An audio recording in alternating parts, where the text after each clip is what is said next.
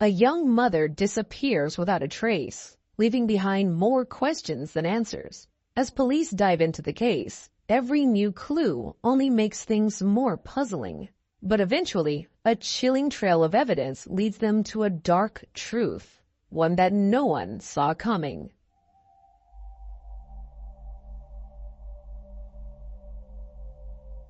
Ashley Mead was born on November 14, 1991, in the small town of Warren, Pennsylvania. She grew up in a big family, surrounded by siblings. From an early age, Ashley had a deep love for all things creative. She was passionate about singing, poetry, and fashion. She was also a huge nature lover and always dreamed of traveling. Over the years, she explored almost every state in the U.S. and even visited Canada and Mexico.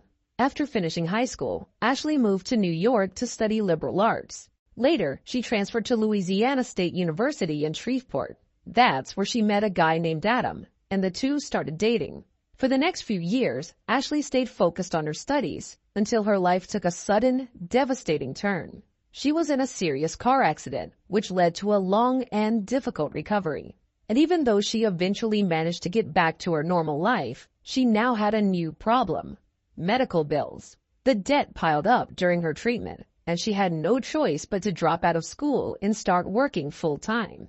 Around that same time, things between her and Adam started falling apart. Eventually, the two decided to break up, but almost immediately after that, Ashley found out that she was pregnant. Despite everything she had been through in the past few years, she was overjoyed and couldn't wait to become a mom.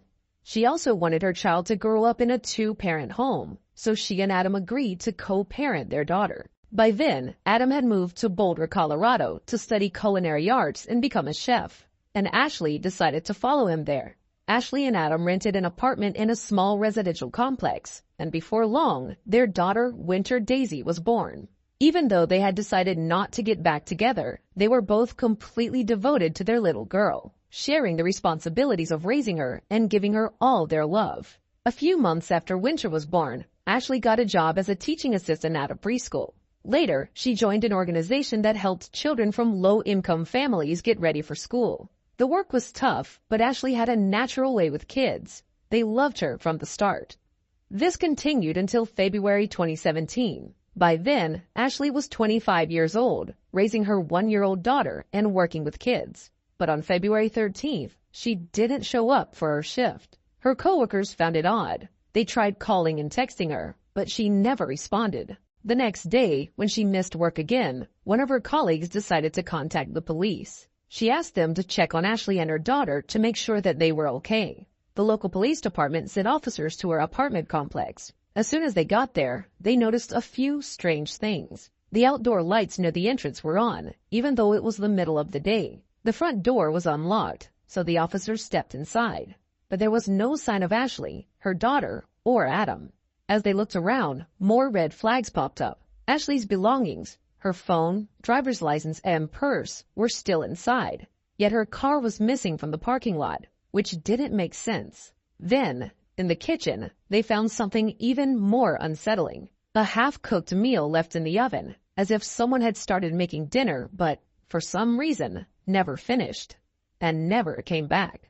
All of this seemed suspicious, so the police decided to contact Ashley's parents. Her mother told them she hadn't heard from Ashley in days and had no idea where she might have gone. She also found it strange that Ashley had left her cat behind, something she never did. According to her mom, Ashley always took the cat with her wherever she traveled, no matter where she went. Desperate for answers, her mother started reaching out to family and friends, hoping someone had heard from Ashley. But no one had spoken to her in days. Meanwhile, the police tried calling Adam, but he wasn't answering either. And when investigators attempted to track his phone, they made another unsettling discovery. It had been turned off. As for Ashley's phone, the police handed it over to the experts, and they quickly uncovered several important clues. The data showed that the last time Ashley used her phone was on February 12th, 2 days before her coworker reported her missing. It was her day off, and she had spent it running errands with her daughter. She visited a few stores, picked out a new dress, and snapped some photos before heading home. After speaking with Ashley's neighbors, detectives were able to piece together more details about that evening. One neighbor recalled seeing her taking out the trash around 6 p.m. Then, sometime before 9 p.m., another neighbor heard a loud, heavy thud coming from Ashley's apartment. She thought it sounded like someone falling down the stairs. But after that, everything went silent, and she didn't hear anything else. This detail caught the investigators' attention, especially since Ashley's phone activity had stopped right around 9 p.m. That made them suspect something bad might have happened to her at that exact moment. Soon, they got another lead. Data from her phone revealed that, shortly before her disappearance, Ashley had started dating a man named Harvey. Detectives went through their messages and found something interesting. His text gave off a suspicious vibe, and that was enough for police to want to talk to him in person. When officers showed up at Harvey's house, he allowed them to search the place without a warrant. He insisted he had no idea where Ashley was and claimed he hadn't spoken to her in days. According to him, on the night she vanished, he was hanging out with friends, and his alibi checked out. They all confirmed his story. Harvey even let the police go through his phone, and the data backed up his claims. So for now, he didn't seem to be involved. With Harvey ruled out as a suspect, detectives kept searching for new leads. Since they still hadn't found any trace of Ashley, they decided to take a different approach, tracking down Adam's relatives in hopes of locating him. And that's when they finally caught a break. When investigators contacted Adam's parents in Louisiana, they revealed something interesting. Adam had stopped by their house just a day earlier, on February 13th. According to his parents, Adam had arrived with his daughter, but without Ashley. They were completely caught off guard by his visit, especially since he hadn't told anyone he was coming. That alone seemed odd, considering the drive from Colorado to Louisiana was almost 1,000 miles. But Adam had a simple explanation. He claimed he had been planning the trip for a while so that his daughter could spend time with her relatives. Despite the surprise, his family was happy to see them. Adam stayed the night, and the next day, he left for Arkansas to visit his grandmother. Detectives asked his relatives to reach out and tell him to call the police right away because they needed to know where Ashley was. At first, Adam didn't pick up their calls, but eventually, he turned on his phone and contacted the detectives. Adam told them he had no idea where Ashley was and claimed he had been trying to reach her the entire time, but she never answered his calls or texts. According to his story, on the evening of February 12th, they got into a serious argument, one that turned physical. He admitted that he had hit her. After that, he decided to leave the house for a while to avoid escalating the situation any further, and he took Winter with him. He also admitted to taking Ashley's car, saying he didn't have one of his own. At that point in the conversation, Adam revealed that he had already left Louisiana and was driving through Oklahoma. Adam's story didn't sit right with the detectives. The more they thought about it, the more they suspected he might have played a direct role in Ashley's disappearance. But since he was in another state, they couldn't just bring him in for questioning.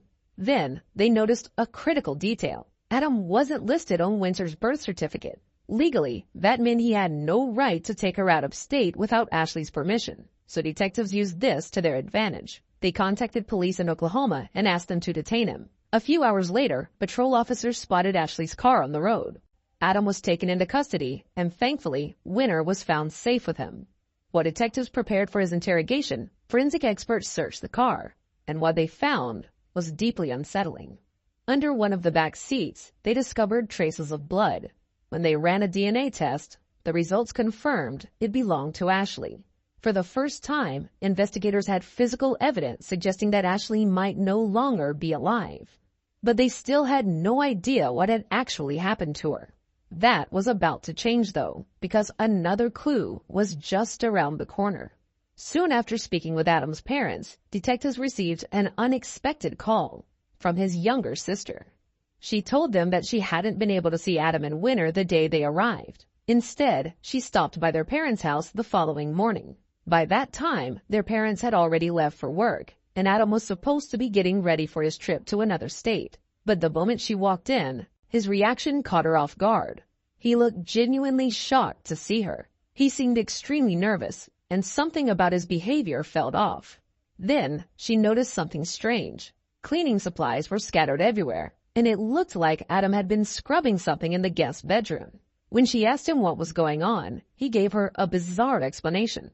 He claimed he had suddenly felt sick and thrown up on the floor, so he was just trying to clean it up before leaving. She offered to help, but Adam immediately refused. Instead, he rushed her out of the house. Detectives wasted no time. They headed straight to Louisiana and began searching the house with a team of forensic experts. And what they found was horrifying. In the guest bedroom, where Adam had been cleaning when his sister walked in, investigators discovered multiple traces of blood. But that wasn't all. In the backyard shed, they found an electric saw and a barbecue lid, both covered in blood. When the evidence was sent to the lab, the results confirmed what detectives had already suspected. The blood belonged to Ashley. At this point, it was clear she hadn't simply disappeared. Something terrible had happened to her, but there was still so many unanswered questions. If Adam had killed her in Colorado, why would he transport her body more than 1,000 miles away? And what did he do with it after leaving his parents' house? As detectives prepared to confront Adam with all these questions, the case took another unexpected turn. That same day, February 15th, police in a small town in Oklahoma reached out with disturbing news. Earlier that morning, a gas station employee went outside to take out the trash when she noticed a suitcase sitting near the dumpster. It looked brand new, which struck her as odd. Why would someone throw it away? Curiosity got the best of her, and she decided to take a look inside. But the moment she unzipped it, she immediately regretted it. Inside were human remains. When police officers arrived, they confirmed that the suitcase contained a human torso. The remains were sent to a lab for DNA testing, but at first, investigators had no way of identifying the victim. Then, word began to spread about Ashley's disappearance. Oklahoma detectives connected the dots and reached out to their colleagues working on her case. They shared the DNA sample from the torso, and it was a match. Investigators requested surveillance footage from the gas station, specifically the cameras covering the dumpster area. What they found was exactly what they expected. Footage of Ashley's car pulling up. Adam stepped out, carrying the very same suitcase, and left it next to the dumpsters before driving away. With this, detectives were finally able to piece together a chilling timeline of what likely happened to Ashley. Based on all the evidence, they believed Adam had killed her on the night of February 12th while they were at home. After that, he came up with a plan. Visiting his relatives would give him the perfect cover to get rid of her remains in multiple states, making it harder for police to track them down. Since Ashley's blood had been found inside his parents' house, detectives suspected Adam had transported her body there. He waited until his parents left for work, then used their electric saw to dismember her remains. After that, he hit the road, dumping pieces of her body along the way. This realization made one thing painfully clear. Adam could have stopped anywhere along his route, which stretched for hundreds of miles. That made the search for the rest of Ashley's remains incredibly difficult, but detectives weren't ready to give up. They carefully reconstructed Adam's travel path, tracing his journey from his parents' house to the spot where he was arrested. Their goal was to find more surveillance footage that might show him disposing of additional remains. Eventually, they found what they were looking for: CCTV footage from a gas station in the small town of Morrilton, Arkansas. The video showed Adam throwing something into a dumpster. But there was a major problem. By the time investigators discovered this, the dumpster's contents had already been taken to a landfill. Determined to recover whatever he had discarded, police launched a massive search effort. More than 40 people were sent to comb through the landfill, but despite their best efforts, they found nothing. Even though Adam's guilt seemed almost undeniable, the fact that parts of Ashley's body were still missing posed a serious challenge. Without a full body, medical examiners couldn't determine her exact cause of death. The torso showed some cuts and abrasions, but these injuries had been sustained while she was still alive, likely as she fought back against her attacker that night. As for Adam, he stuck to his story. Even when detectives laid out all the evidence in front of him, he refused to confess. He insisted that he and Ashley had argued, and he had simply left with their daughter, that she had been alive when he last saw her. But with the overwhelming amount of physical evidence against him, detectives didn't need a confession. They arrested Adam and charged him with murder. As prosecutors built their case, they uncovered another damning piece of evidence: Adam's personal journal. Inside, he had written about wanting to kill Ashley long before it actually happened. His journal revealed deep resentment. He believed she was only staying with him for the sake of their daughter. And in a way, he wasn't wrong. Ashley really was living with him just for winter, but that had been their mutual agreement from the start. Still, Adam had wanted more from their relationship, while Ashley didn't feel the same way. At the same time, he wrote extensively about how much he loved his daughter and how terrified he was that Ashley might take her away from him. According to the prosecution, this was the breaking point for Adam. They believed he was jealous that Ashley had started seeing someone new, even though their own relationship had ended nearly 2 years earlier. More than anything, he feared she might leave him for good, taking their daughter with her.